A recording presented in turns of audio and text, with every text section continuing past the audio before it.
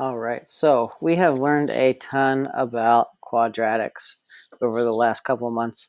So we're going to do a quick review of that. So we haven't done one of these problems in a while. So we have a new student and they need your help refreshing their memory about all these different things.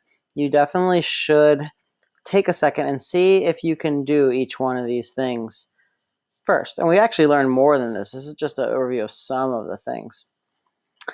So pause this if you haven't yet. Go see, do as much of this as you can. That's why when these things become helpful is when we actually take the time to go through it. Okay, so ask for examples of your standard form. So, some of this is vocabulary, so maybe the vocabulary still trips you up, but we've talked about our standard form a bunch. That would be something like my x squared plus 2x minus 5, something like that.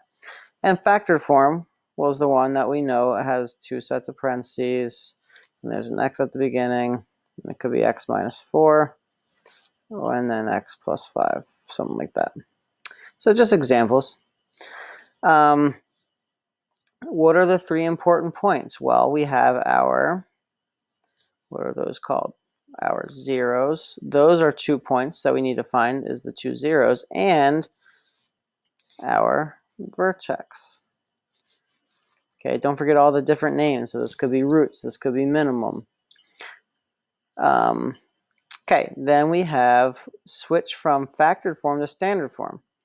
Well, this is where we need to distribute. Okay, and we don't do this a ton, but it's really important just to know that that's something that we have to do sometimes. And it shouldn't trip us up doing that. X times x is x squared. X times negative 1 is negative x. 5 times x is 5x.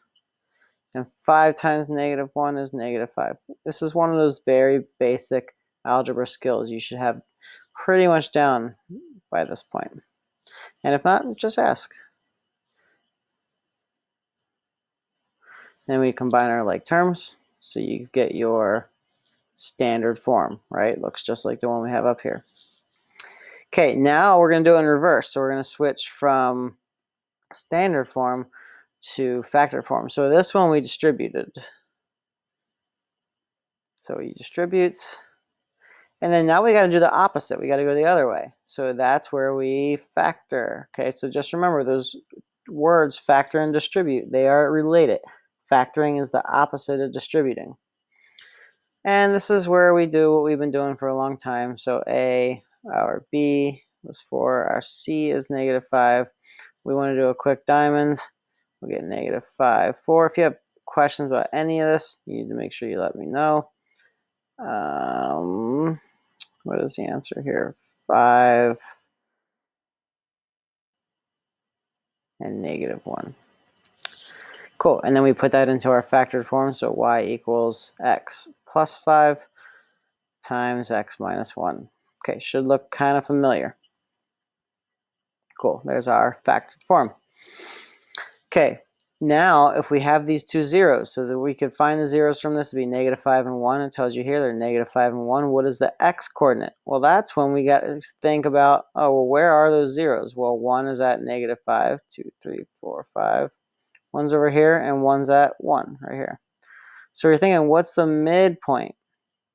Well, you could look on here and try to figure it out, how many spaces are in between.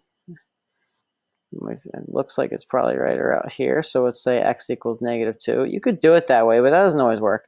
The other way you can do it is you can actually just mathematically find the average. So negative 5 plus 1 equals 4. Then you divide by 2 because there's two numbers. And yeah, we did get 2. So 2 is correct. So that's the x coordinate of the vertex. It means that's where the line of symmetry goes through. Somewhere on that line is going to be, negative. So somewhere along on that line is going to be the vertex. And finally, what is the quadratic formula? We should be getting closer and closer to this every class. So we got x equals negative b plus or minus the square root of b squared minus 4ac all over 2a.